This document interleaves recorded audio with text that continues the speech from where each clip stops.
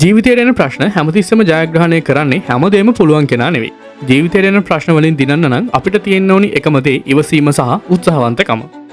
ඔයාට උත්සාහවන්තකම තියෙනවා නම් ඔයා ඒ ජීවිතයට එන ප්‍රශ්නේ එකපාරට අතෑරලා දාන්නේ නැහැ. ඔයා අනිවාර්යයෙන්ම අල්ලන් ඉන්නවා. විශ්වාස කරන්න අඳුරු වලාකුළු වලත් රිදී රේඛාවක් තියෙනවා වගේම ඔයා ඒක අල්ලගෙන ඉන්නවා කියන්නේ ඔයාට කවදම හරි මොනවාම හරි වෙලාවක පේනවා ජයග්‍රහණය කරන්න මාවතක්. මේ තියෙන්නේ ඒකට හොඳම නිදසුනක්. මේ පොඩි කොල්ලහින්ද තමයි මෙයාගේ ටීම් එක අද ජයග්‍රහණය කරන්නේ. ප්‍රතිවාදී පෙළ කොච්චර දරුණු වුණත් කොච්චර දක්ෂ වුණත් මේ ළමයා කරපු එකම දේ අත් නොහැර හිටපු එක. ජීවිතේන සමහර ප්‍රශ්න වලට මුහුණ දෙන්න ගියාම අපි මහන්සි වෙනවා. ඒත් අපිට අනිවාර්යයෙන්ම අල්ලන් ඉන්න සිද්ධ වෙනවා. ඔයා හිතන්න මේ පොඩි එක්කෙනා කඹේ අතෑරියා නම් මොකද්ද වෙන්නේ කියලා. අනිවාර්යයෙන්ම මේ කණ්ඩායමට ජයග්‍රහණය කරා යන්න බැරි වෙනවා. හැබැයි මේ පොඩි එක්කෙනා අමාරු වුණත් මේ ප්‍රශ්නේ අල්ලගෙනම හිටියා. ඉතින් ඔයාට ඔයාගේ ජීවිතේන ප්‍රශ්න වලින් දිනන්න ඕනේ නම් ඔයා කරන්න ඕනේ එකම දේ never give up. ඒ කියන්නේ ඔයා කවදාවත් අතාරින්න එපා. කොහොම හරි අල්ලන් ඉන්න.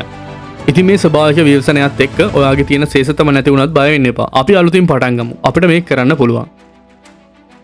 ඔයාගේ ජීවිතය ආයේ හදන්න අලුතින් පටන් ගන්න. ඔයා ඒක අනිවාර්යයෙන්ම කරන්න ඕනේ.